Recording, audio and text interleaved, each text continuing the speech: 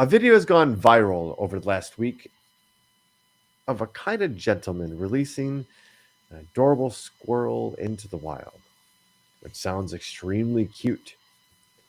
Until you get to the horrible nature is brutal twist ending, which unfortunately anybody could see coming from a mile away. I have not seen this video. I have it lined up. I'm just going to say this.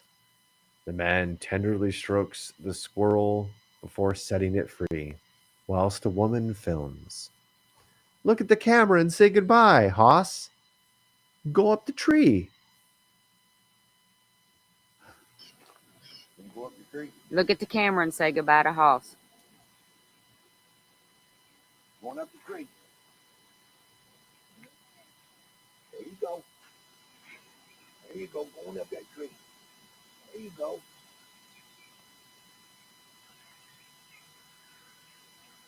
There you go. Can you make it? Can you make it? Oh! Oh! Oh! Oh! Oh! Let that be a reminder that, ladies and gentlemen, nature does not give a fuck about us. Oh my God! Anything. It just does what it does. And shock to the system. Holy fuck.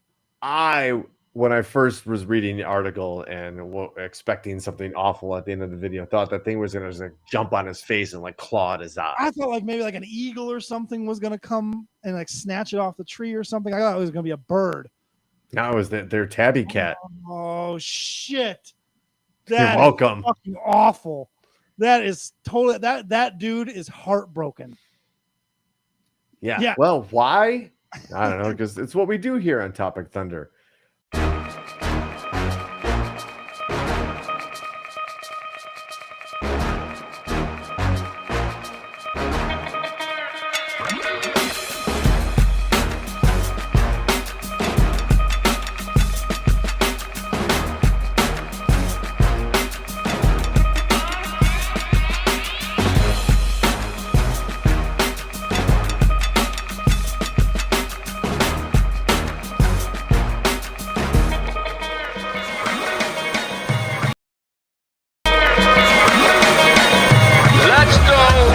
Topic Thunder, it's Topic Thunder.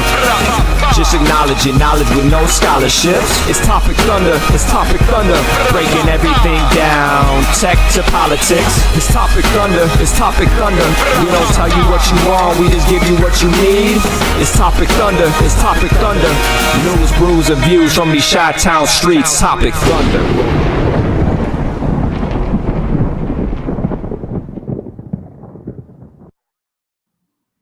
Welcome in, everybody, once again to that cozy little slice of the internet, the cool internet saloon that wasn't advertised and your friends only whispered about.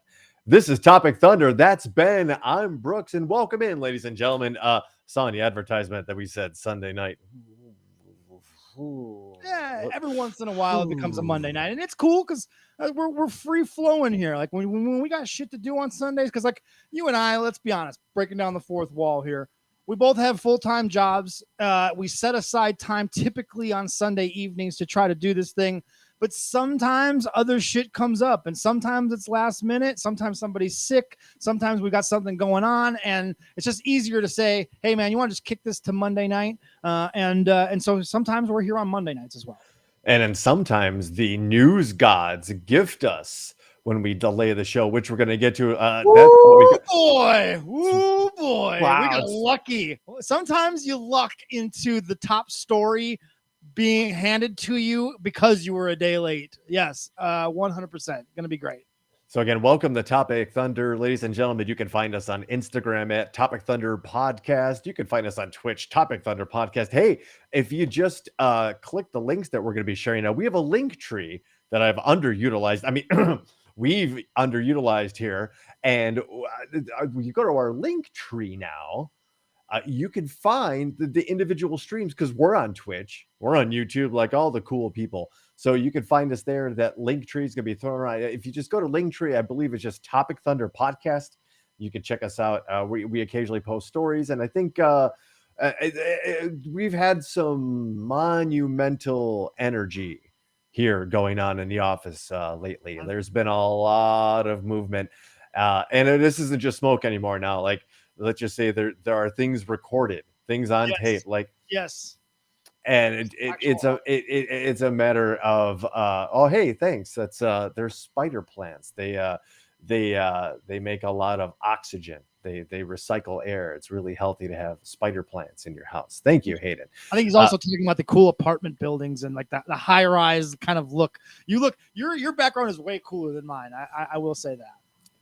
It's a struggle because in the night, in these when the sun's down now, it's 7 Central, everything's cool, right? But like if you go back and look at like the June shows, it's just like it's the Temple of the Sun. There's just light blaring through down here. It's terrible. Bad optics.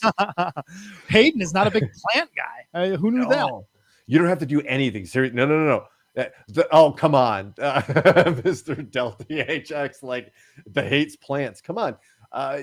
You don't really have to water them a whole lot. You don't have to talk to them. You don't have to. You just kind of put them in a pot. You just kind of let them go, and they look cool, and they just recycle air. It's good. It's good for you. It's healthy. Let's all be healthy. We've talked about that about recycling air. Get some spider plants, man. Spider plants. Anyway, welcome back to the show. We had a link tree. I don't know where we were going with that, but if you're just joining us, what we were saying is we want you to share the link if you can right now. If you're watching us on social media, if you can just hit that share button, tell folks why it will be fun for them to join along. Because guys, we need lots of participants on this episode because the big this week is we are going to set the field for the Tournament of Sandwiches. And we've talked about it. We have some loose parameters as I guess the selection committee. We're going to let the audience set the field. Right. So bring your sandwich ideas. And again, we're not talking about like, I like your mama, like it can't be a specific sandwich from a specific place that no one fucking knows. We're talking about a general category of sandwich. Right. My example was like my cardiologist needs a new car from the famous JB's Deli up in Andersonville on Clark. It's a legit sandwich and it will kill you, or at least try to. But yeah, no, we're looking for give us a Reuben, give us a Cuban, give us a BLT. That's what we're going for. We have ideas to set the field for anywhere between 8 to 16, depending on the suggestions. And we're here for the knockdown, drag them outs over sandwiches too, because what else is there left to argue about these days? Right. Really? Yeah, exactly. So with that in mind, we got to get one thing out of the way, and that's to wet our whistle, if you will. Don't mind if I do. Well, hold on. I gotta get everything ready. All right. Well, ladies and gentlemen, check it out. It's the last week of October here. Before we turn the page on that, yikes. So the last Oktoberfest of the month belongs to Great Lakes Brewery. It is their Oktoberfest. It has a nice little delightful bottle. It's very colorful. It's got a very cheery, very non-Oktoberfest colors, but like, hey, it's a beer bottle. It's not supposed to tell you a story about the beer.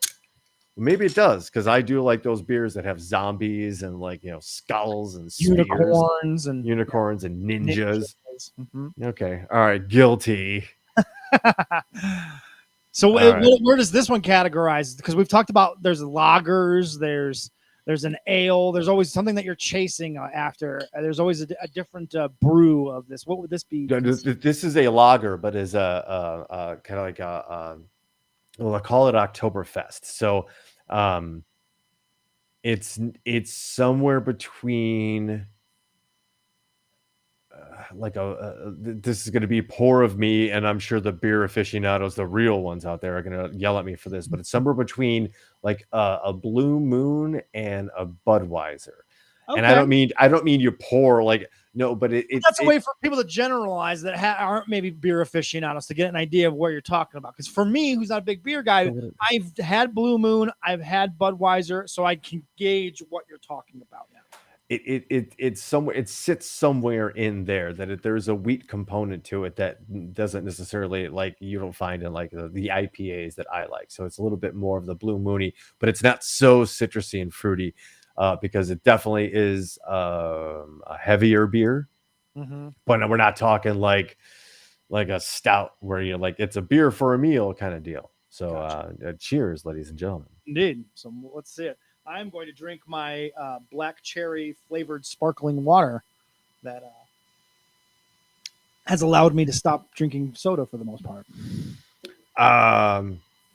Yeah, you know what? Again, if you like a nice Oktoberfest, this kind of hits everything you're looking for. It wouldn't. I'm not saying it's the greatest. I think we did the Three Floyds a couple weeks back. Their Oktoberfest, mwah, chef's kiss. But hey, if you sat me down and poured me this, I wouldn't say no. There you go. But hey, wait, back to the sparkling water thing. I think you just hit on something there. Where did you get that from? This is from the local grocery store, United Supermarkets. Okay, so I have probably 6 sodas a year, right? And for the large part, I've just drank a lot of water. But this reinvention of the sparkling water thing, where it's not like, it's not. Here's the thing: it's got to be the sweetened kind. The unsweetened kind just tastes like Adrian describes them perfectly. They taste like burps, like that. You know what I'm talking about? That carbonated water that has like really it has the flavor, but there's no sweetness to it. That shit's garbage. You can't drink that.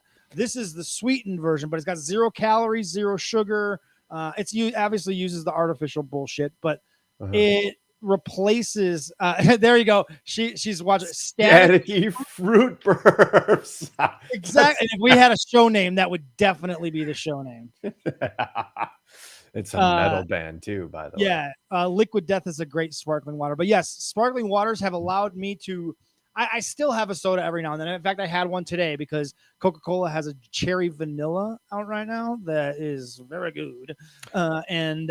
Yeah. So, but I replace them for the most part with different flavors, and they've got tons of really awesome flavored waters at all, like United, HEB, even Walmart has their own that they're all good. So just for the Topic Thunder aficionados on right now, we actually did Liquid Death, I believe, on the show. We did that because that can's badass, and you can get it still, or you can get it bubbly, and it's good stuff. I mean, for canned water, for $2 for a 16-ounce can of water, it's pretty good. But where do you sit with like LaCroix? Oh, you see, that's what I'm talking about. That you don't like that. I'm not a fan. That tastes like staticky fruit burps. Yes. All right, because the lady and I, the lovely Gigi, we're fans, and yeah, like it's an acquired taste. It's just not for me. I'll be honest. It's helped me stop just wanting to have a beer because I get that carbonation out of the way, and that's like I guess that's my hey folks, that's my kick. Yeah. I love that carbonation thing. It doesn't necessarily the medium doesn't matter, right? A beer pop or just like 0 calorie, like it tastes like something. Here's a trick with that. If you like lime or you like lemon, grab yourself like just some lime juice or some lemon juice. Just give it a couple of squirts in there, and because we're buying this stuff at like 3 cents a can, right? You're going to Costco and you load it up on this shit, like wow. Right. Because nobody wants those kind. And you can get those for pennies because no one wants that kind of good stuff. And just to add your own flavor. I'm just saying. But that concludes the sparkling waters episode of Topic, or at least segment, because we've got some news to talk about, folks. And holy smokes, missing one day changed everything on the show. Hang on to your butts, ladies and gentlemen, because let's take you to the Sudan. Overnight,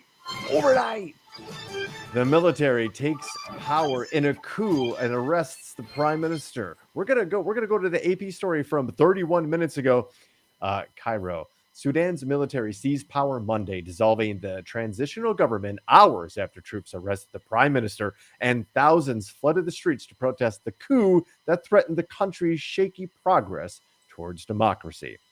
Security forces have opened fire on some of them, and three protesters were killed, according to Sudan's doctorates committee, which also said 80 people were wounded.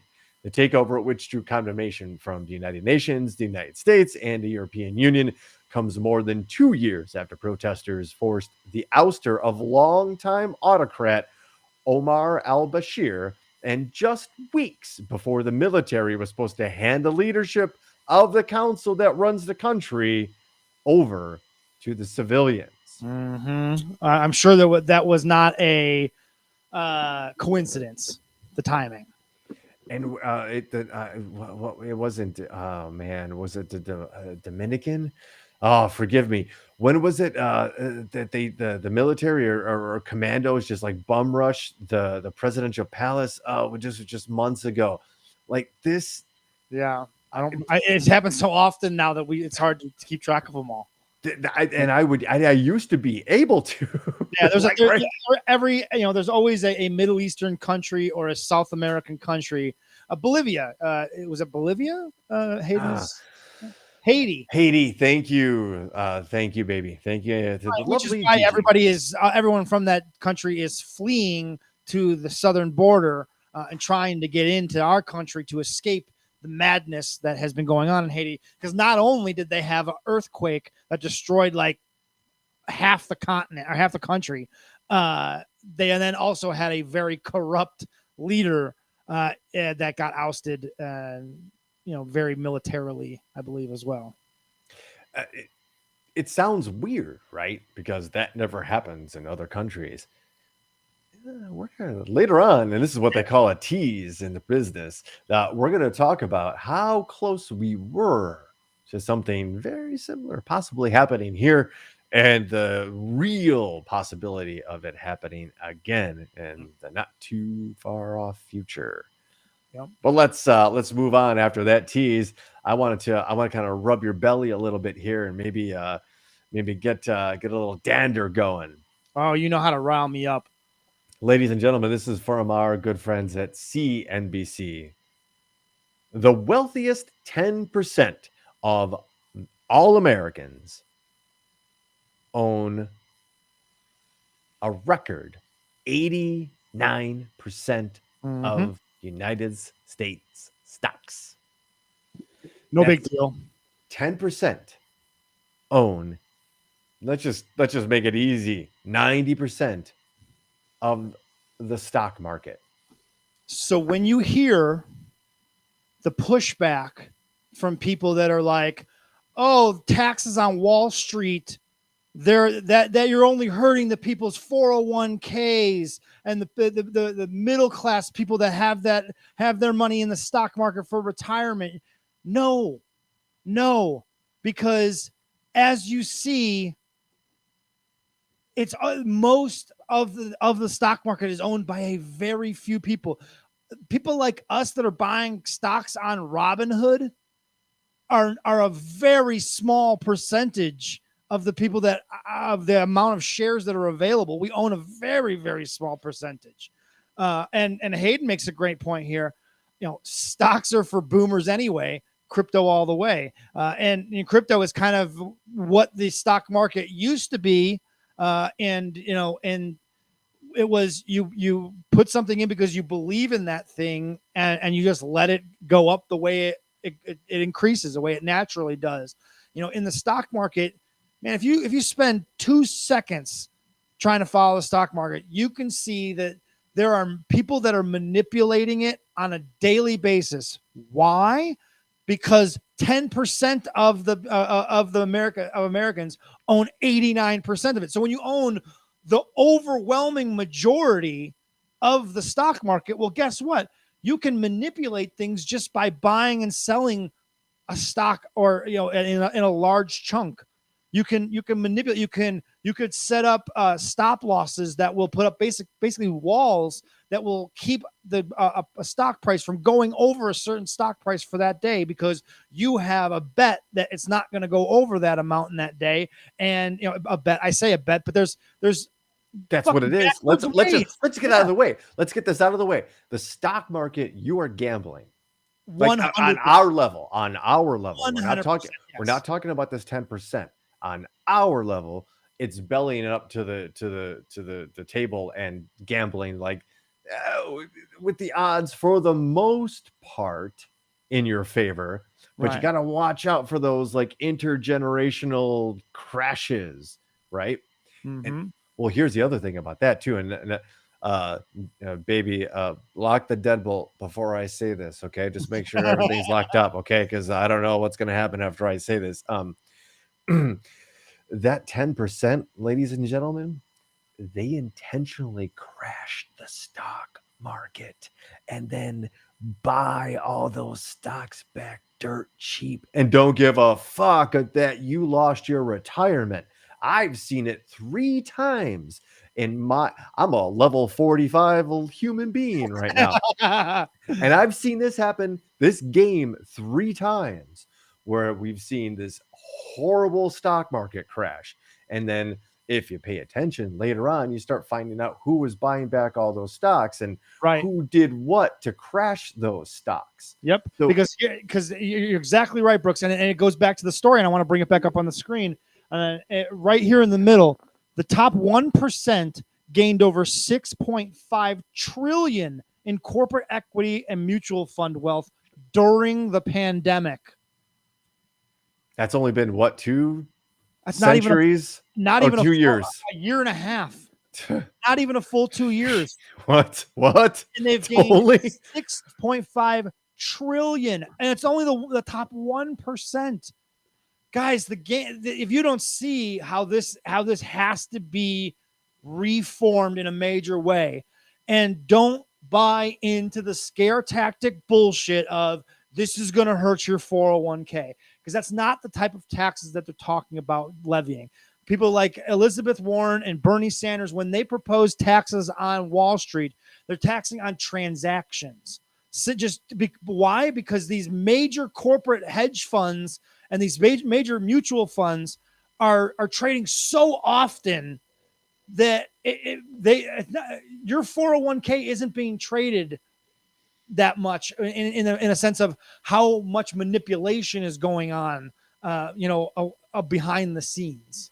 Well, let's understand that your part of your mutual fund, of your conservatively, let's just say 12,000 person company, is just so you just have a fraction of that larger pool of the company you belong to's fraction of that mutual fund that Baker's dozen other companies bought into from Morgan Stanley to their mutual fund for that, because it's tailored to mid-sized businesses. They don't care about that, your transaction. Correct. That's not the transaction we're talking about. You're being taxed on that. You're being taxed. You go on to whatever trade venue you want to go on, and they're happy to levy that tax on those 100 to 1,000 stocks you move in a year, right? We're talking about macro transactions done not by individual human beings, but by algorithms, by bots, by massive programs backed by supercomputers. And if you don't think I'm telling the truth or I'm being futuristic or paranoid, look it up. These companies invested millions of dollars in Cray and IBM supercomputers, the ones with the space age cooling, like there's gas, the white cooling everything off. They just taught computers to read charts, and when a chart does a certain thing, it triggers a certain action, there really is a very little like human thought into a lot of these trades that are made throughout the day. You'll see if you follow the stock market for any amount of time, you'll see that 9 a.m. Central Time, almost every day, like clockwork, at like 8:50 to 9 a.m., all of a sudden you'll see all the stocks dip at once. Everything across the board dips. That's the algorithms. That's the computer saying, okay, it's time, because the market's only been open for a half an hour. So it gets that initial boost. They get all their profits off of that when it opens up higher, and then they sell it all off at 9 a.m. It happens every day. And Hayden has a point, because there are no more COVID obviously changed so much, but like there aren't traders on the floor anymore, because that job has been replaced by computers, because obviously you wanted the person that was the loudest, the sharpest, and spoke the fastest, because the ending of my favorite Christmas movie, Trading Places. Mm-hmm. At the end, you get a glimpse of what the trading pits were like. And holy shit, like, yeah, people had heart attacks and died in the middle of a trading session and were just stomped over and trampled over. And then once the pits cleared out, once they maybe removed some of the spensed and busted tickets, like oh God, Sam's dead. Shit. Nobody told it. No, you didn't see Sam. I didn't see Sam. I wonder why his trades weren't getting put in. That's what replaced these sellers, because it was speed. And now we're talking global too. It's not just the New York Stock Exchange or the S&P. It's the Nikkei and whatever Russia calls their style, and whatever, all these competing markets now. But for what? For the 10%? I don't know if crypto's there. I don't know if crypto's a thing. I don't think money is the thing. Call me crazy. It's an outdated and archaic concept for money. We have enough everywhere to make everything everywhere. And don't be fooled. It's not advancing innovation, right? It wouldn't stop innovation. If we stopped the stock market completely, we just said, all right, this whole thing is a gamble. It's basically a legal casino. We're shutting it all down. It wouldn't stop innovation. Because keep in mind, most corporate decisions on that level, if you're trading on the stock market, the corporate decisions are being made not what's in the best interest of the company, not what's in the best interest of the workers. Be sure they're making decisions on what is your stock price, what is this going to do to the stock price, because my bonus and most of my pay is tied to the stock price. Most of my wealth, if I'm Elon Musk, is tied to the stock price of my company. If it's no longer traded, it's no longer worth that, right?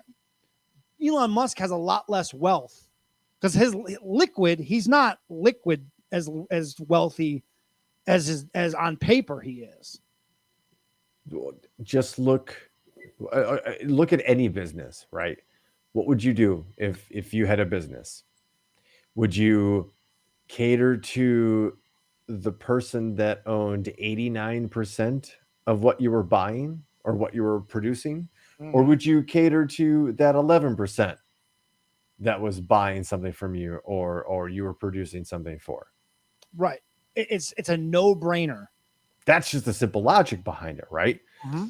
And that's the silent, almost innocent evil of the hunt for profit, is that it gets into these very black and white situations. Well, we just go where the money is. Our job is to make money, so we just go where the money is, and our money tells us that 89% owns it. We make all the decisions for you. We decide that wars and poverty and supply chain issues based on your needs, because that's your 89% of our everything.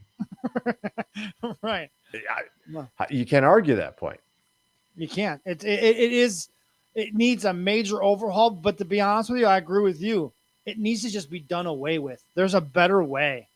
There's got to be a better way than this system that keeps fucking crashing. It's not just like now. It's not in our lifetime that we've had crashes, right?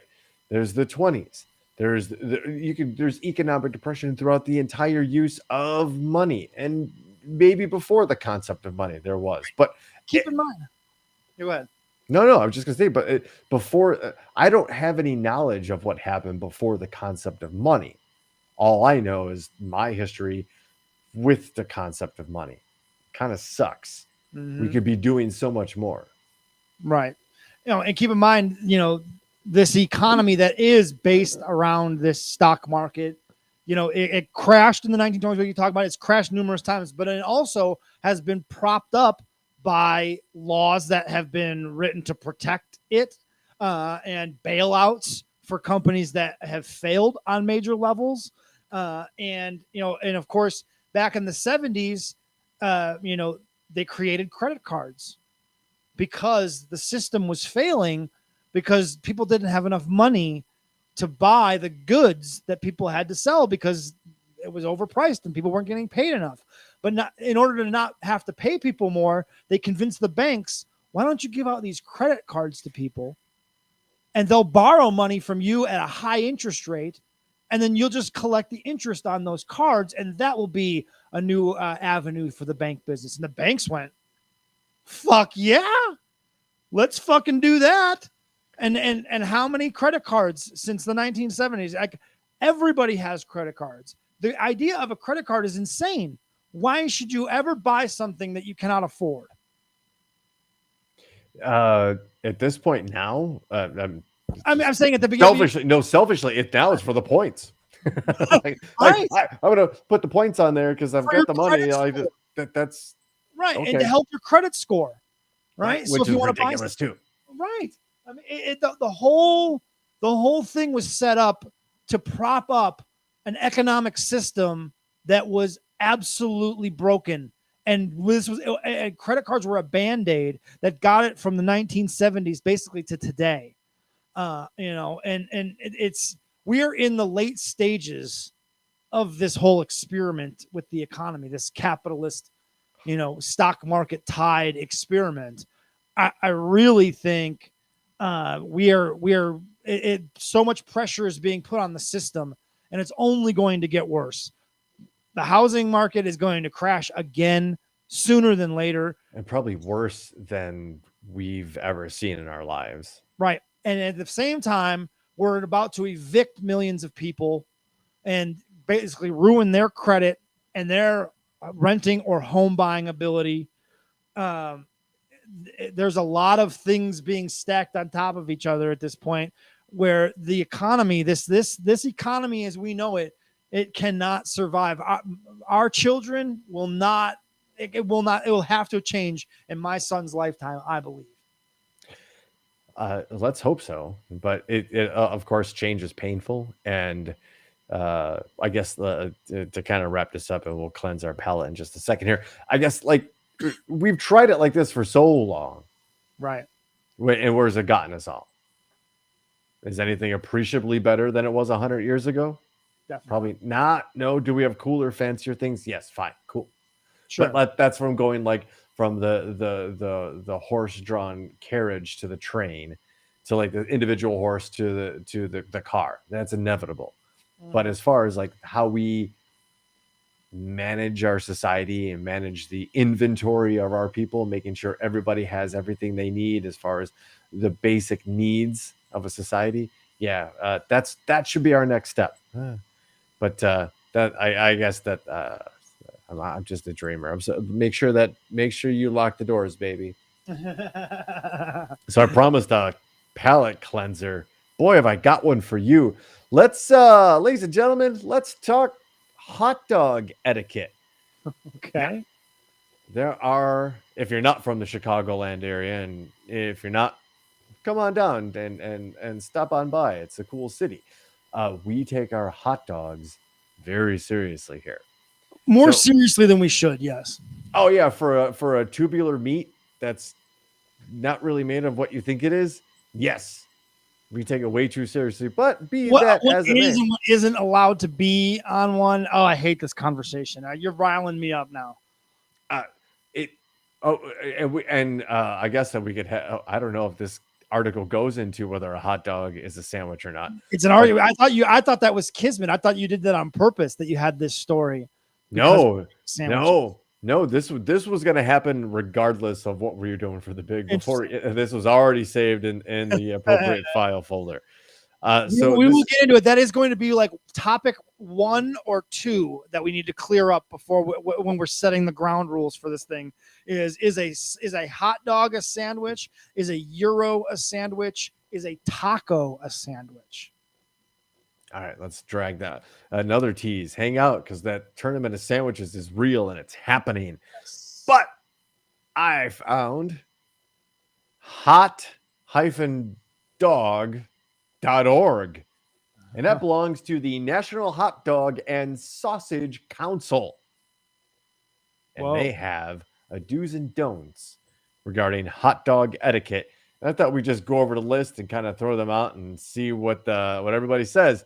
So, in regards to your hot dog, do not put the hot dog toppings between the hot dog and the bun. Always dress the dog, not the bun. Condiment should be applied in the following order. Wet condiments, like mustard and chili, are applied first, followed by chunky condiments, like relish, onions, and sauerkraut, followed by shredded cheese, followed by spices like celery salt or pepper. Okay, I don't disagree with any of that. Do serve sesame seed, poppy seed, and plain buns with hot dogs. Sun-dried tomato buns or basil buns are considered Gucci with Franks. I didn't even know tomato buns or basil buns even existed. And I would just have naturally like, what? Hayden, I hope you're saying that in a good way. Like this has turned into like, this is hilarious, right? Don't use a cloth napkin to wipe your mouth when eating a hot dog. Paper is always preferable. That doesn't make any fucking sense. Like, don't tell me what to clean my fucking face with. Like that. What does that have to do with a hot dog? I mean, I assume if you're eating a hot dog, you're not in a place that's actually serving cloth napkins. I don't know. Yeah, probably not, right? If they're serving a hot dog, they don't have cloth napkins. You're right.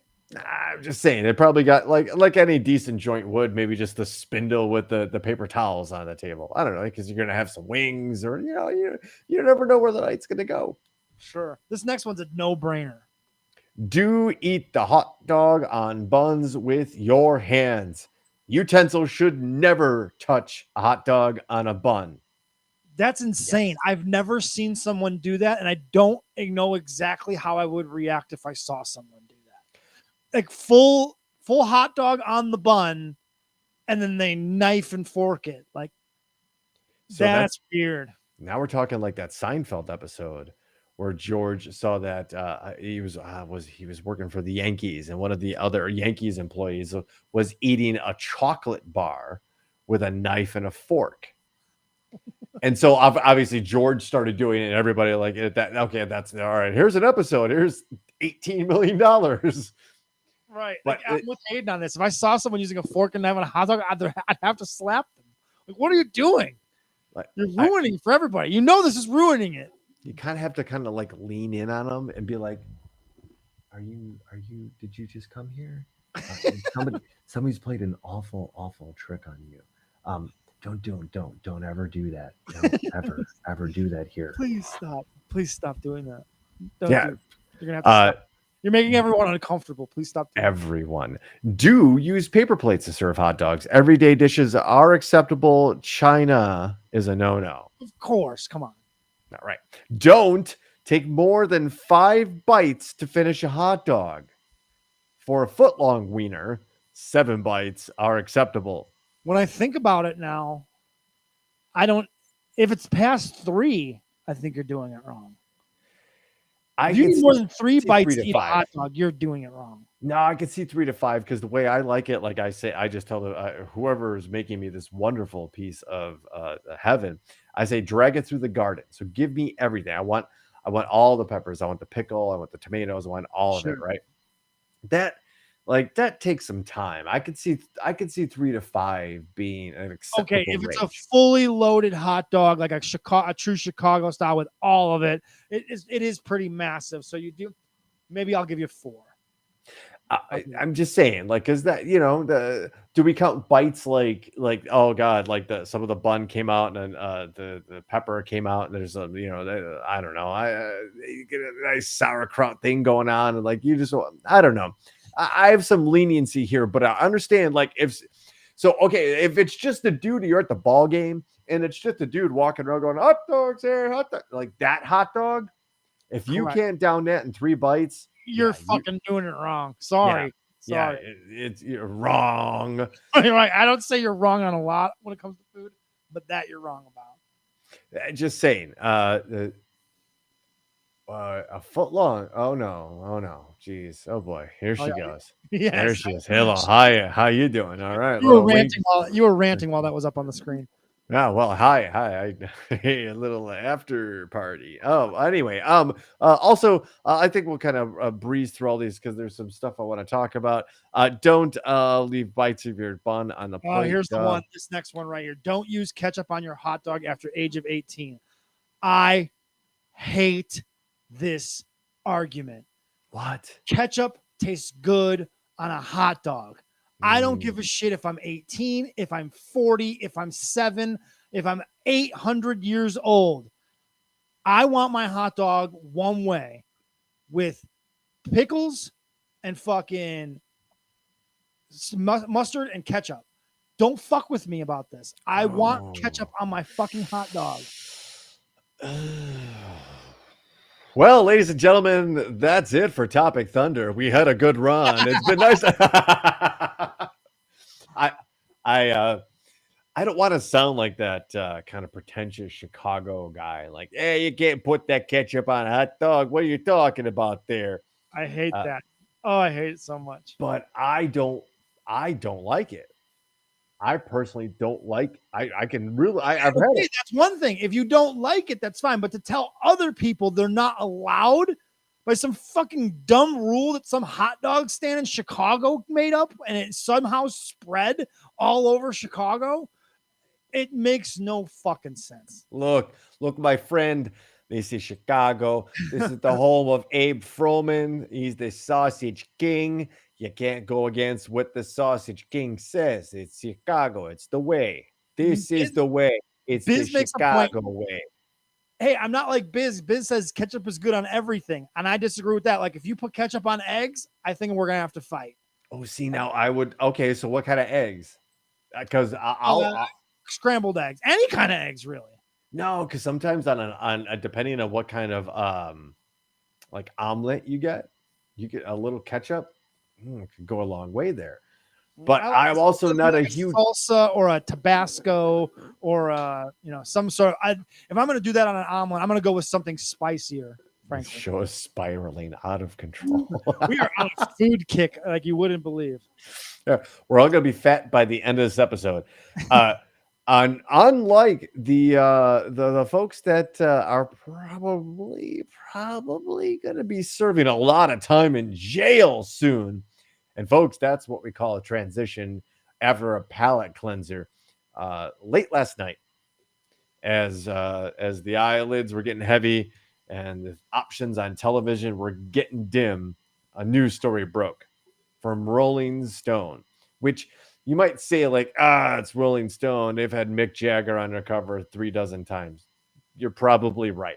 However, they actually do a fair bit of really good journalism. And if Rolling Stone has got the goods to go to print, it's time to listen. And this is an exclusive. January 6th protest organizers say, I don't know why I said that like a Canadian person. Organizers. I should say the whole article now like that, but it would take away from the seriousness of this because this is actually serious.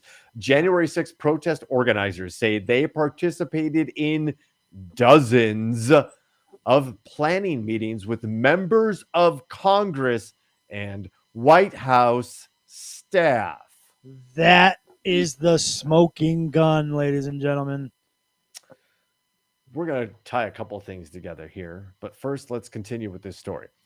2 sources are communicating with House investigators and detailed a stunning series of allegations to Rolling Stone, including a promise of a blanket pardon from the Oval Office. I suggest everybody, this is a very long form article. We're going to kind of bounce around from it a little bit and take bits and parts and kind of move into a different direction after we kind of cover some very important parts here. I suggest everybody read it, because if January 6th scared you, January 5th ought to terrify you. Because here we go. January 6th just didn't happen instantaneously. And apparently the feds have got the receipts. What the Rolling Stone article goes on to explain is that there are two individuals that were, I think, ones they describe as a rally organizer. Yes, here's the line itself. Quote, "For the sake of clarity, we will refer to one of the sources as a rally organizer and the other as a planner." So there are two sources involved in the rally of January 6th, right? They have gone on to name names of people and staff of sitting Congress people that they work with. And the amazing part is it is every name, almost every name you're thinking of right now. If you haven't read the story and you don't know which Congress people were involved in this, when we start reading the names, you're gonna go, okay, now it's starting to make sense. You'll see some very interesting names among the names here in a second. So, friends of the show, at one time, presidential chief of staff, the chief of staff to POTUS, Mark Meadows, Marjorie Taylor Greene. Oh, we know her from something. What was it? Oh, yeah, being batshit crazy. Paul Gosar. If we're not, a lot of attention gets thrown towards Kirsten Sienna, right? For being that crazy person from Arizona, and she does she scores well in that regard, right?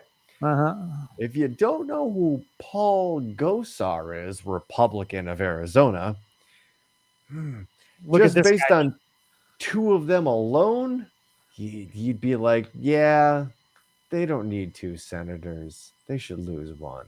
This guy looks like he planned the insurrection. Or, yeah, well, we're going to get back to him in a second, too, because the story details what he decided to do, and nobody's really sure if he was acting on his own or under, let's just say, presidential guidance.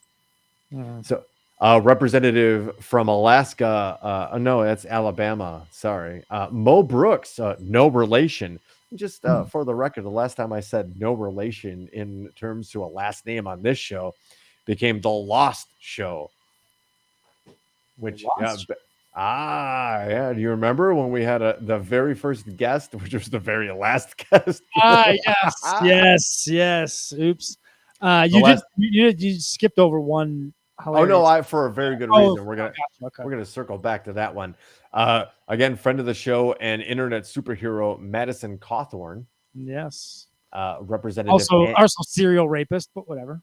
Oh yeah. You know, the list goes on, and we don't have time. We have other stuff to get to on this show besides his rap sheet. Representative Annie Biggs from Arizona. Representative Louis Gohmert from Texas. I think it's Gomer, actually. Gomer? Is it Gomer? I want to say Gohmert, but Gomer. It sounds better, actually. Gomer. He's from Texas, so it's not Gomer. That's for sure. That's for sure. Gomer. Hey, they call me Gomer. I really think that this quote here, and I don't know if you're going to say it, but this quote, we would talk to Boebert's team, Cawthorn's team, Gosar's team, like back to back to back to back, says the organizer.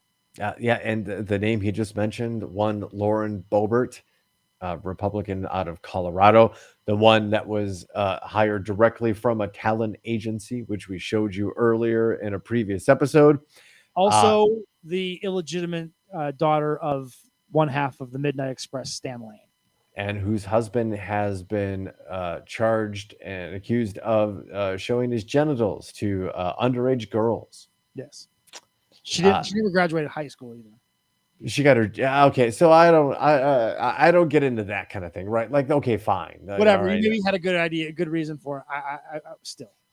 I would, if you wanted to dig into something like that, I She would got say her GED literally before she ran for office. like I believe 6 weeks. So if you want to look at the timeline, I'll argue like, wow, like why all of a sudden I'll argue that point, as opposed to like she finally got it. I tapped on was the shoulder at one of those fucking actor meetings. She went in and they were like, oh, you know what? Tap, tap, tap. Can you come over here and talk to us, Miss Bobert? I would just point out who paid her back taxes that she owed in the restaurant that she started. That's what I would point you to in that regard if you're going to question her character and stuff like that. But But back on topic. back Brooks. back to This topic. is a major bombshell. If they're naming names, right? They are naming names of sitting government officials that were involved in the planning of this. Now, they are going, I promise you, what they will all say is, we were involved in the planning of this gathering. But what we had no idea, and we certainly didn't tell anybody to storm the Capitol on that day. That's what you're going to get. You're going to get, yes, we helped organize this rally because we believe that the election was stolen. And yes, but they're going to distance themselves from the actual insurrection itself. They're going to say, well, we of course weren't encouraging that. But I feel like between all these communications, they slipped up. There's recorded conversations. There's evidence to suggest, I surely believe that if this story is leaking like this, surely there's enough evidence that they think that they really have these representatives, these Congress people by the balls. And they're going to put the pressure. I think this is a concerted effort by the FBI and authorities to put this story out there, to put public pressure on these Congress people to have to answer to it. So let's dive back into some of the quotes from the story, right? So this is a quote from the organizer. Again, there's two sources now that are testifying.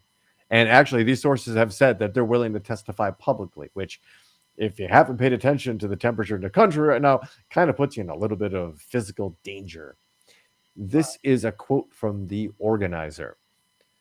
Our impression, it was a done deal, that he'd spoken to the president about it in the Oval in a meeting about pardons and that our names came up. They were working on submitting the paperwork and getting the members of the House Freedom Caucus to sign as a show of support. The organizer claims the pair received several assurances about a blanket pardon from Paul Gosar. Now, this is a quote from Paul Gosar, according to the organizer. I was just going over the list of pardons, and we just wanted to tell you guys how much we appreciate all the hard work you've been doing. I want to stop the show. I want to stop right there. And I want to pull back, and I want to peel back another layer of this. Like, all right, so now we're dealing with several layers of a con here, right? And if you pull back from it, we're dealing several layers of a pyramid scheme. Somebody's telling somebody to tell somebody else to tell somebody that there's a carrot if you do this, and then that person above them is going to get 2 carrots for that person getting a carrot doing their thing, and then that person above that other person is going to get 3 carrots for that person below them doing 2 carrot things, right? So here's allegedly the POTUS saying we need to do this, we need to do that, we need to organize, we need to march, right? So here's a funnel, there's a mouthpiece to several now members of sitting in Congress. Enter one Ali Alexander. If you don't know who that guy is, he's been mentioned on the show before. He's a bad, bad dude. This man is an agent provocateur on the highest level, has been pushing all manner of misinformation and disinformation across several different swaths of our country.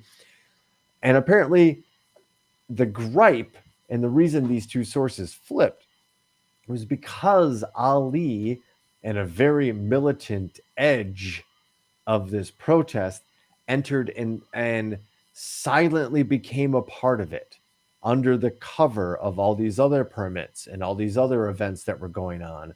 Another event was added that really pissed off uh, these people who thought they were trying to legitimately just do like a protest Trump won, blah blah blah. These were the people that were, I'm going to say it, were duped into attempting a peaceful protest. They were duped because they needed to be the cover for a more violent form. I see what you're saying now.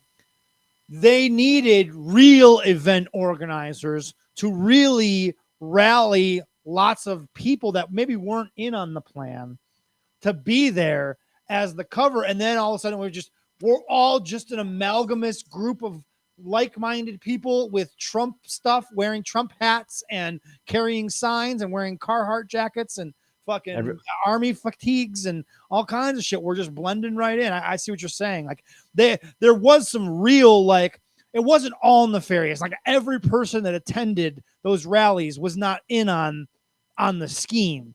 There was a lot of people that were there that were sold this lie purposefully so that they would be so angry that they would call in sick or take a vacation day from their jobs to go to Washington, D.C. and protest the results of an election.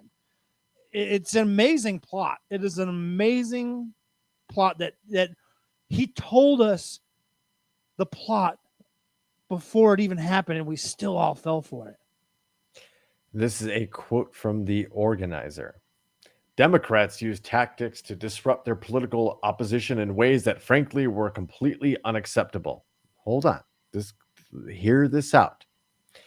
The reason I'm talking to the committee and the reason it's so important, despite Republicans refusing to participate, this commission's all we've got as far as being able to uncover the truth about what happened at the Capitol that day.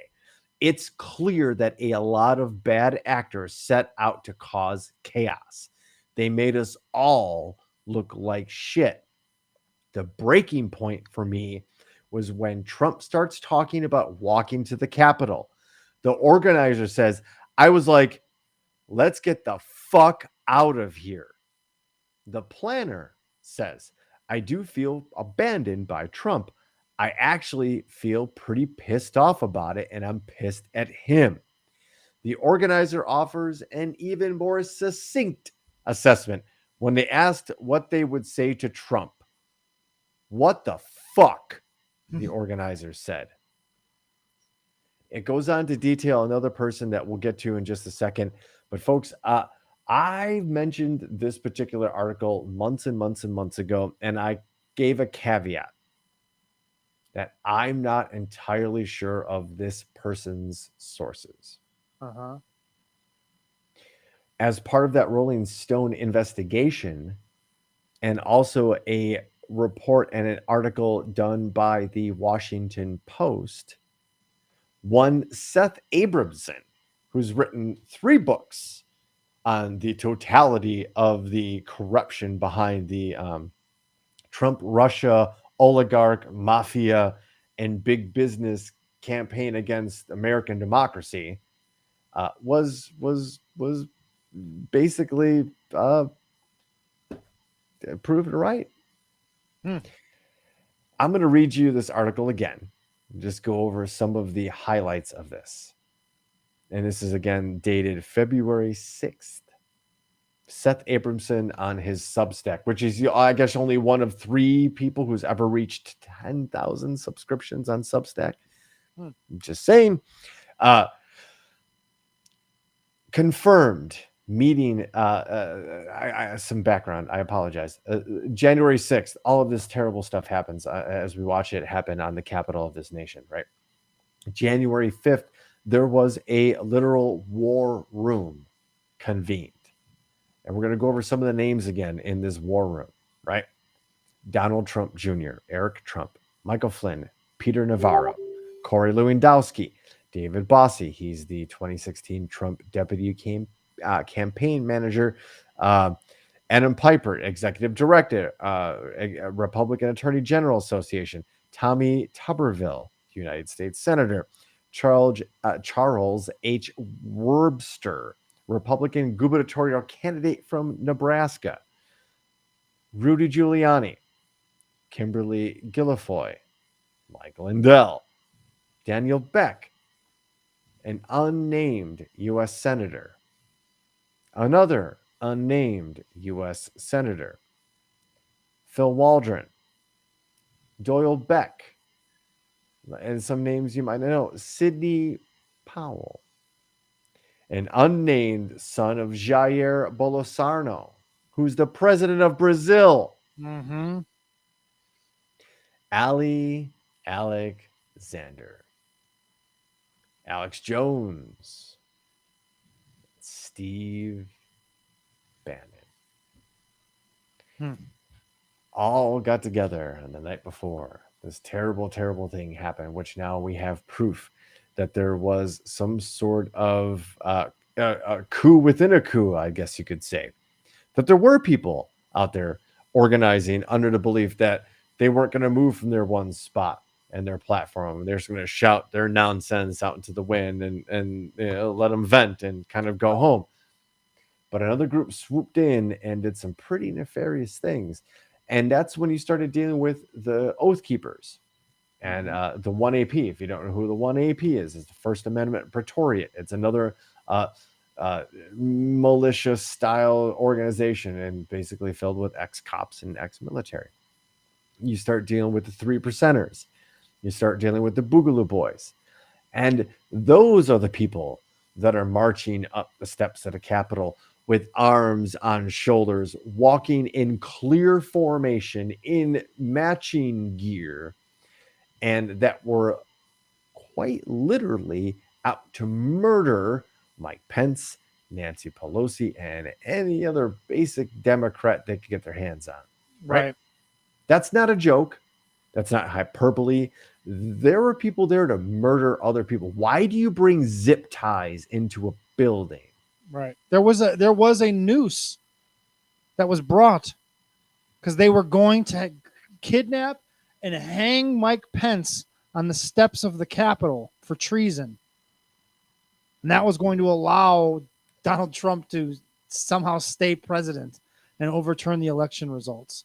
It is an amazing thing that they did. And these sources again are saying that they were part of organizing the rally itself.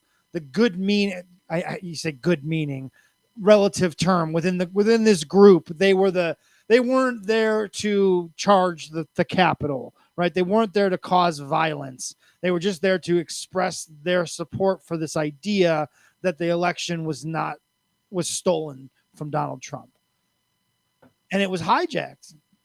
But we still don't know out of Boebert, all of them, Marjorie Taylor Greene, were any of them, who were the unnamed senators in that group, right?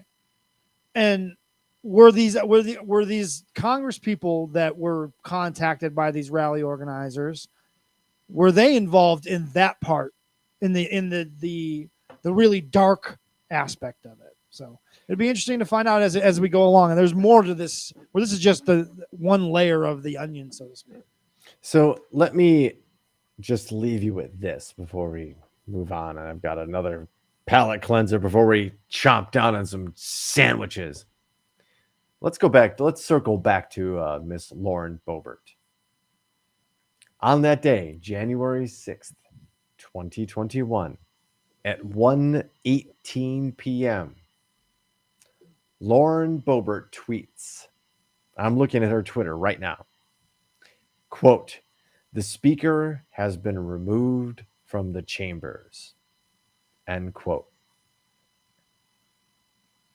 Why would a sitting congresswoman in the middle of a violent insurrection and invasion of the House of Congress tweet anything about anything besides help, let alone that the Giving people a Speaker heads of up. the House, You know, is Nancy on the Pelosi, move. which this is, again, if you don't know, Nancy Pelosi is the Speaker of the House, and these crazy, the craziest of the crazies, they hate Nancy Pelosi.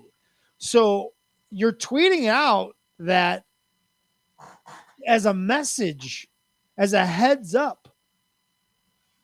Certainly that's how that reads. She's on the move, right? It's like saying, Proud Boy, stand down. Mhm. It's a signal. And if you don't have the eyes or the ears to hear it, then it's innocuous to you. Right. It's a very Stand down and stay ready. Wasn't that the quote? Stand down. down and stand by. Stand by, stand down, stand by is what Right. it was. That's code, folks. And if Yeah. you don't know the code, it just whatever. I don't know what that means, so I don't pay. Exactly. You don't know what that means. Exactly. That's why they do it. Yes. There's some really bad people that do. So I just wanted to point that out about our good friend Lauren Boebert and how she's probably just committed a felony on that day. I hope tweeting- so, man. I hope she goes to prison forever. So we're kind of running up against it. We need to get to the sandwiches and the lightning round. We got really deep in some early conversations that have really cut into the headlines today. Sorry, folks. It really did, but I wanted to show you my Dick and Sonia. I'm sorry. What now? I wanted to show you a Dick and Sonia. I feel like you are insulting me, but maybe not. Nope. What is this? This is pure education. Okay. I've sent you a link Uh-huh. for the oldest living fossil. It's called a Dickinsonia. What the fuck? That is the fossil of an animal that lived 558 million years ago. What the And its name is a Dickinsonia. That is, I feel like they named it that because it had a funny name, right? So let it never be said that I never showed you my Dickinsonia. Fair enough.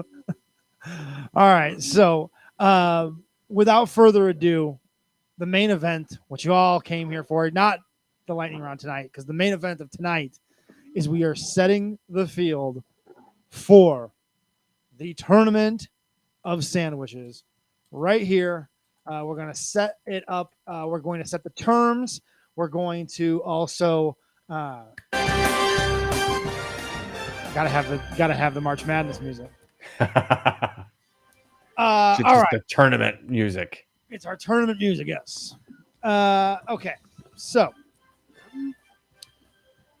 there's a few questions that we have to get out of the way first, and we have a fairly full house in the comment section, so we're going to need everybody to help us and make their vote.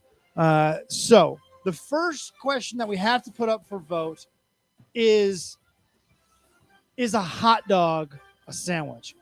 Can a hot dog, which we just talked about earlier, all the do's and don'ts of hot dogs, ketchup or not, should a hot dog be included in the tournament of sandwiches? Joe says no. That's our first vote. No on the hot dog. I'm going to vote yes. I think a hot dog is a sandwich. No. Wow. No. I'm on board with it. It is a sandwich. No. Okay. Like, we are on the minority here in a big way. Holy shit. So wait, I have to keep track of this. This is a landslide. 1, 2, 3, 4. Ryan Hansen is going with yes. And that's my point. Thank you, Ryan. My mother-in-law is going with no. I have myself, Ben, Adrian, and Ryan. It's 6-4 right now. And I'm gonna try to sway some of the people, and exactly what Ryan said. If a sub sandwich and I would think it's got to be in the tournament, frankly. If we don't have sub sandwiches in the tournament, it's not a real tournament at this point. It's not. And that goes with hoagies and grinders too. Like that sort of yes. Yeah, it's the same type of bread, right? It's the same open face now. Okay, taco. We're talking about hot dogs. Courtney, don't get ahead of us. We're getting into that. That's the second pre thing we're doing here. We're gonna deal with the tacos later. I guess we can kind of lump them all in. Taco, gyro, and hot dog. Those are the outliers. And should we include them? It looks like hot dog, definitely no. If anybody else, I think a gyro is a sandwich as well. Yeah, but there's some. The meat has to be flat. God Aunt damn Chris it! says. God damn it! What constitutes a sandwich? Now we're getting existential here. Like, Right? what Meat makes a between bread. sandwich? Ryan Hansen makes it very clear cut. Meat between bread is a sandwich. I think I tend to agree with that. But then, like a gordita, is a gordita like a sandwich? Even though it's like it's I don't know. Like See, gyro is a yes. See, people that were voting no for a hot dog are voting yes for a gyro, and I that don't makes understand no the sense. basis. I don't understand the basis for That your makes vote no sense. like I don't get it. So does the bread have to be separate? Because even in a gyro, it's in a inside of a pita.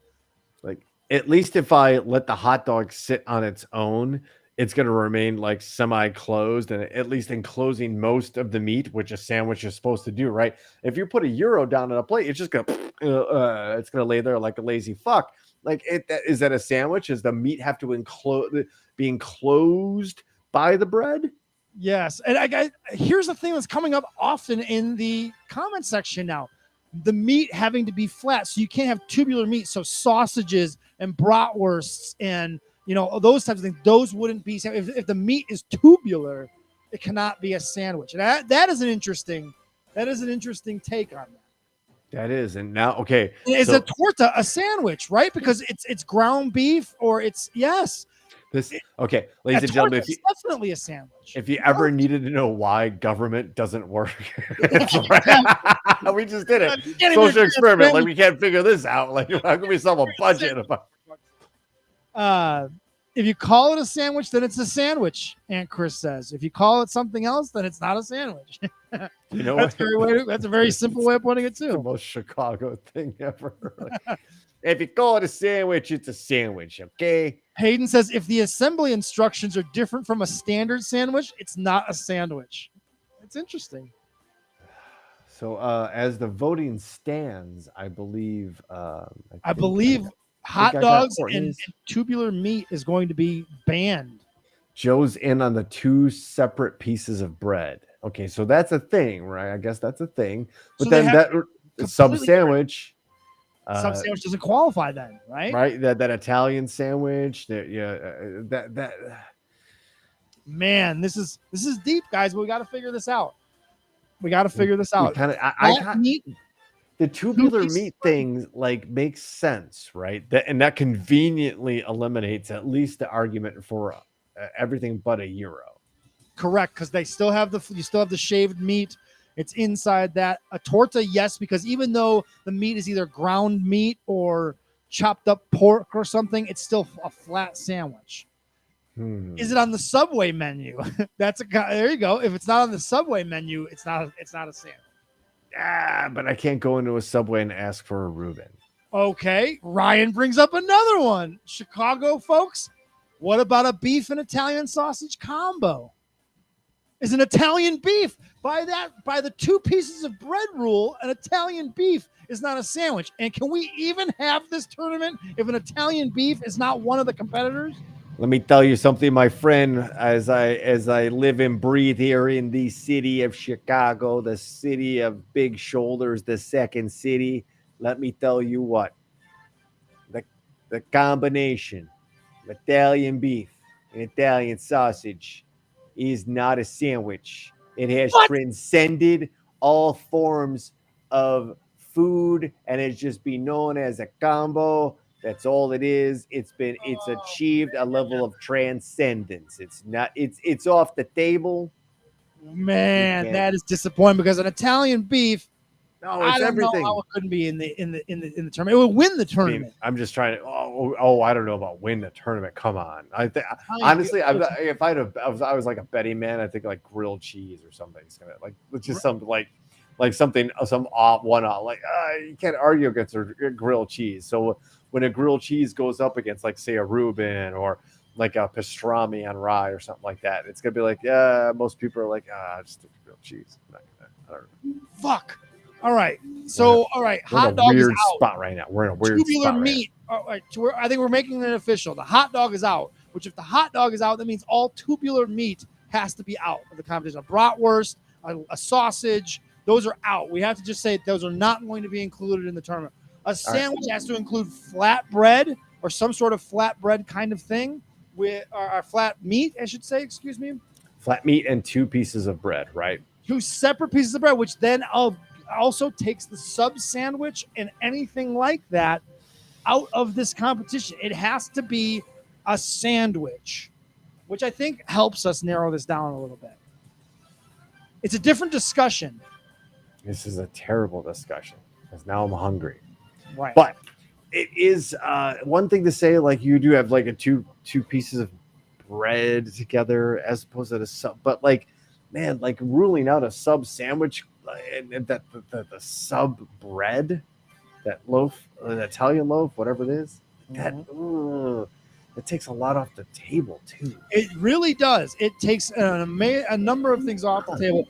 Sub bread can be separated, Joe says, which is interesting. Maybe that's its own category. Maybe we allow sub sandwiches to be in its own, Like- be its thing, and everything in a sub style bun will be included in that. So we have the flatbread conference versus the Italian bread conference. Well, now, okay, here we have another. It's not about the bread; it's about the flat meat that makes the sandwich.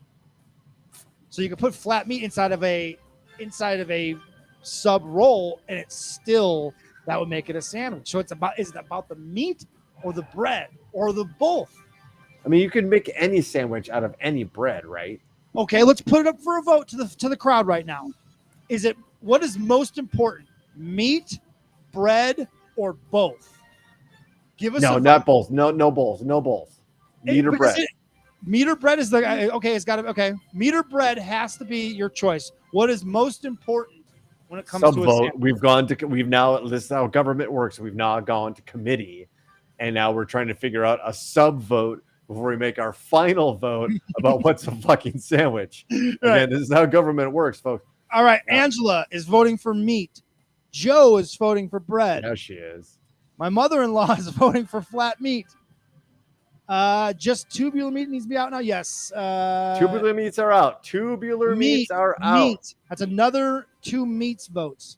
Oh, now you go with Sloppy Joe. Son of a bitch, Ryan. God damn it. You did. God damn it. Flat meat. Out of nowhere, takes the out Sloppy Joe cold cocks you. It's a sucker punch. God damn it. All right, no. We're going with like, okay, think deli sandwich. All right, we'll narrow it. We'll narrow it down. Okay, because you people can't handle democracy in its truest form. We're gonna narrow it down for you. So we're gonna give you 2 candidates. No. It's a deli sandwich, okay? A deli sandwich. Like, don't think Sloppy Joe. Don't think hot dog. Think like typical deli sandwich or something. Burger is a sandwich. Burger is a sandwich. A Sloppy Joe is not. Think what you could like a lunch meat sandwich you can make on your put stuff in your fridge. See, we fucked up. This should be the whole show. It really would have been. We could have easily filled the whole show with this. We're already at 8:19, and we haven't even decided. We've decided, dick. Yeah, we haven't even decided. We've decided that hot dogs aren't going to be included, and I think we've decided that meat is the most important thing for the sandwich. Nobody's mentioned a single sandwich yet. Now we've got people that are arguing a burger is not a sandwich. We can't agree on anything. We can't agree that a burger is a sandwich. See? We cannot agree on anything. This is why we need authoritarianism. Wow. Okay, we got it. I think now with these new rules, 8 is the number. 8 is definitely the number. 8 is definitely the number. And so with that said, All right. peanut butter and jelly has to be on the list, right? Peanut butter and jelly, 100% has to be on the sandwich list. I think, and anyone can disagree with that in the comments, feel free to. I would think, and also a no-brainer is grilled cheese. I think another no-brainer. to me a burger, but apparently that's not a unanimous thing here. I thought burger was going to surely be. I'm definitely down with the BLT being on. BLT the list is for sure. going to get that. Okay, BLT. I'm serious about that Reuben, by the way. The Like club sandwich, the club club, sandwich. Reuben. Reuben. Reuben, turkey and Swiss. I'm trying to think here. Pastrami on rye. Cuban for sure. A Cuban, a club with Monte Cristo. Ooh. So I think we're just gonna kind of put all these in the pot here, and then we'll pick out of these. We just want to say just a burger and just like make that the category and just the burger. Burger has to be on there. I just don't know how we have this tournament without it. Right. Joe, we already did grilled cheese. Grilled cheese is definitely on the list. I think we've said sub sandwiches is going to get its own. I think one of the eight could certainly be a club sandwich. Tuna melt. I love a good tuna melt. And I love tuna fish sandwiches, but I'm weird. We're just gonna put a sub sandwich. We got another vote for a Reuben. I think a Reuben's a great sandwich to put on there. I think it has to make the cut. It definitely has to. Oh it's golly, truly unique. Man, I'm just gonna say it because chicken salad is. I don't know what a mozzarella is, but that's another vote for chicken multiple salad. Vote for chicken salad. Now that's multiple people saying chicken salad. Would it be acceptable? Oh no, because we have a tuna melt and a chicken salad. That's fair enough. Okay, so we're now 1, 2, 3, 4, 5, 6, 7, 8, 9, 10. Courtney says the Elvis peanut butter. What is that? Peanut butter and banana, or is that peanut butter and pickles? See, maybe too specific and too kind of unique. Yeah, I think we need to stick with the more broader thing. So okay, I think we have enough to put together. We have 11 actually. Okay, so we need to pare those down to 8.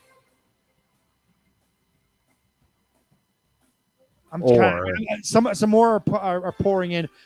Don't give me that. The super bird. It's too specific. That goes against the rules. But you're Ryan right. Hansen is really pushing for the lobster roll. I've never had a lobster roll. Is that? I have not either. It sounds delicious, but I've never had one. I'm literally. I have to look this up because I don't. Really, you've not even seen what a lobster roll looks like? I don't get out. Lobster. You mean it's too delicious? Fried egg and cheese. That's a pepper and egg sandwich, though. You might have to put like a. That's not a sandwich. Come on. You're saying no on the lobster roll after. I mean, that's like a sub sandwich, though. I don't know. It is probably. It's like a seafood sub, probably. Yeah. See, then we can. I know. I'm not trying to. Its name has a roll in it. It says it's a roll. It's not a sandwich. A hoagie. That's the same thing as a sub sandwich. We're throwing that on the sub. It seems to be a resounding no on the lobster roll. Sorry, Ryan. I know you're really pushing for that. But. You really are, and props too. And to be honest with you, I've never had one. When you have some conviction, you stick by it. I appreciate that. Yeah. But all right, folks, we're running up against the clock. We got to pare this thing down because we got to start opening it up to the vote. And that will go on all week this week. You could send your votes where, Michael Brooks? Shit. The email would be thetopicthunderpodcast@gmail.com. But or hit us up on Facebook. Yeah, you could slide into our DMs, folks. That's okay. We've got time. We will announce this week. We will set up the committee, which involves Joe, who is following along. He is the committee chairman of all Topic Thunder tournaments. He is the commish. We will get together this week in our group chat that we have, our group text that we have, and we will set the seeds 1 through 8, and we'll announce those this week so that you can know exactly what the first round matchups will be and can vote. We always need an excuse to play the best theme and entrance music to ever grace these airwaves. So we need Lockport Joe back on the air. And I'm always a fan of telling the East Coast to where to go. So. All right. So we know this. We know peanut butter and jelly, grilled cheese, burger, and here, hold on. I'll go over the list. I've got 11 written down. Okay. Either we're going to add 1 or we're going to take like 3 away to make it either 8, We have a concept, we have a template set up that we can do a tournament of 12, and there's 4 buys, and we'll figure We this can out. certainly find one to add. There was can enough certainly- thrown out there. We could certainly. So we have peanut butter and jelly, grilled cheese, BLT, Reuben, Club, Cuban, Monte Cristo, burger, tuna melt, sub, and chicken salad. I'm sure we've probably missed some real heavy hitters here, but that's a list. I'm just going back through here to just kind of make sure. Let's see, Turkey melt, fish sandwich, none of that really. Maybe fish sandwich just for the Shrimp. Oh, shrimp po' boys. mm. Is that a sandwich? Is a po' boy a sandwich? I think that's your 12th right there. Oh boy. So there It's we go. We have a written 12 set. That means we need 4 top seeds to get a bye into the second round. And I think 3 top seeds are clear. I think right? there's some very general. Yeah, I think we can make. I think. And the fourth one probably. Okay, so we have peanut butter and jelly, grilled cheese, hamburger, and probably the sub sandwich would be the top 4 seeds in the tournament. Because everything gets a little like specific. Like you could say Cuban specific. It's not like saying I like this place is Cuban as opposed to that place is Cuban, but it's not as specific as saying burger or even like BLT, because there's all kinds of weird shit that can be in a BLT, or a grilled cheese with like 5 different cheeses and tomatoes and bacon. Like, is it still a grilled cheese? I don't know. All these questions and more will be asked and answered later on Topic Thunder. But first, ladies and gentlemen, we need to charge things up. Put a little oomph in the old show here. We're going to do that with the lightning round. Welcome to the Thunderdome, ladies and gentlemen, where 3 headlines enter and 1 will be read. Those lightning bolts in the comments section. You know I love it. You know I take screen caps of it and I show my dad. Actually, that's a lie. But everything else I tell is the truth, including the 3 headlines, and we're not going to dilly-dally. You're going to vote on headline number 1. Hiker lost on mountain for 24 hours, ignored calls from rescuers because he didn't recognize the phone number. that is so a 21st century problem or issue. Man stole 20 bags of frozen shrimp from a Bucks Company grocery store. Okay. And headline number 3. Naked Pawtucket man fights off catalytic converter thief. Okay, I think I know who I want to vote for, but let's hear it one more time just to be sure. One more time, ladies and gentlemen, just so if you're not, if you're new to the show, thanks for joining. We hope you're joining us on Twitch and YouTube and Facebook, all that fun stuff. Topic Thunder Podcast on Instagram. The lightning round is your chance to vote on the story that we cover here, and it is the crowd pleaser, the main event. Headline number 1. Hiker lost on mountain for 24 hours, ignored calls from rescuers because he didn't recognize the phone number. So good. And headline number 2, the Lower Southampton Township Police Department hopes to catch a thief with a crustacean fascination as this person stole 20 bags of frozen shrimp. And headline number 3, a naked Pawtucket man fights off a catalytic converter thief. It has to be number 3. Angela is going with the naked mechanic. Hayden is also going to vote for that. It looks like, Courtney, if I'm understanding correctly, you're going to go with the lost but still screening. Naked dude fighting the meth addict. Rescue spam 911. That's funny. I think this says maker dude, but I bet she meant naked dude. And so there's another vote. There you go. Yes, naked. That's what I thought.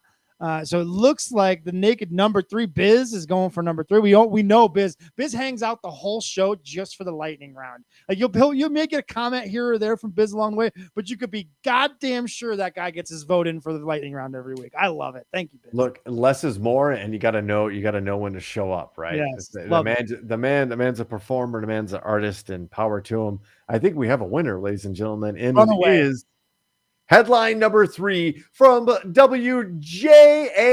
That's right, ladies and gentlemen, WJAR, Pawtucket, Rhode Island. You could say Charles Kendrick was naked and not afraid. This Wednesday, Kendrick was up playing video games around 2 a.m. playing Grand Theft Auto. Funny enough, he said. Kendrick heard a grinding sound, like something was getting cut. So he went to investigate. I'm naked, and I'm naked in my house, so I'm relaxing. I come out of the house, and naked enough, sure, there's somebody underneath my car. Kendrick approached a man, and a situation escalated. He starts swinging a sawzall at me. I start fighting with the guy, wrestling with him. He ends up elbowing me, but I still grab onto him, and I end up getting him in his phone. The cops have his phone now.